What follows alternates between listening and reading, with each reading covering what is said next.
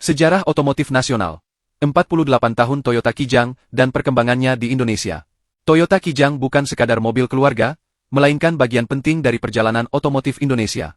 Sejak pertama kali hadir pada 9 Juni 1977 di Hotel Hilton Jakarta, Kijang lahir dari semangat besar. Menciptakan kendaraan niaga serbaguna yang terjangkau dan bisa dirakit di dalam negeri. Saat itu pemerintah Orde Baru tengah menggenjot program lokalisasi industri, dan Toyota bersama Astra menjawab tantangan itu dengan menghadirkan Kijang. Tidak heran jika nama Kijang sendiri merupakan singkatan dari kerjasama Indonesia-Jepang. Generasi pertama, yang akrab disebut Kijang Buaya, karena bentuk kap mesinnya masih sederhana dan lebih berfungsi sebagai kendaraan niaga.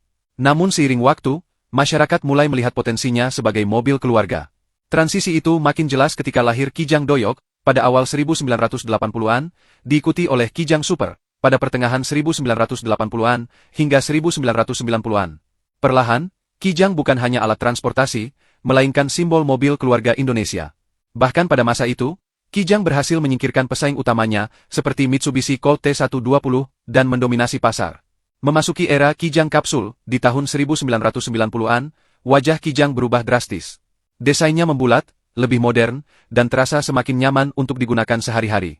Generasi ini memperkuat citra Kijang sebagai MPV sejati yang cocok untuk berbagai kalangan. Hingga akhirnya pada 2004, nama Kijang dipadukan dengan Innova, sebagai generasi kelima, membawa standar kenyamanan yang lebih tinggi. Evolusi itu berlanjut dengan Kijang Innova Reborn di 2015, generasi keenam yang masih bertahan hingga sekarang, membuktikan panjangnya napas mobil ini di hati masyarakat. Lebih dari sekadar mobil, Kijang punya ikatan emosional dengan pemiliknya. Banyak keluarga Indonesia tumbuh bersama Kijang, dari perjalanan mudik lebaran hingga mengantar anak sekolah. Tidak sedikit cerita yang kemudian menjadi kenangan kolektif lintas generasi. Hal inilah yang membuat Kijang bertahan bukan hanya sebagai produk, tetapi juga sebagai bagian dari budaya populer. Menariknya, seiring perjalanan waktu, lahirlah berbagai komunitas pecinta Kijang di seluruh Indonesia. Komunitas ini tidak hanya berisi pemilik generasi terbaru, tetapi juga mereka yang setia merawat Kijang Buaya, Doyok, atau Super. Ajang kopdar, touring, hingga kontes modifikasi Kijang sering digelar dengan antusias. Di sana terlihat betapa mobil yang awalnya sederhana bisa tampil penuh gaya, baik dalam konsep restorasi klasik maupun modifikasi modern. Kontes modifikasi Kijang sendiri sudah menjadi fenomena. Ada yang memilih mengembalikan mobil ke bentuk aslinya, menjaga keautentikan generasi pertama, ada juga yang justru bermain dengan audio, suspensi, hingga gaya elegan atau ekstrim. Di pameran otomotif, Kijang lawas yang dimodifikasi sering jadi pusat perhatian, membuktikan bahwa mobil keluarga bisa jadi kanvas kreativitas.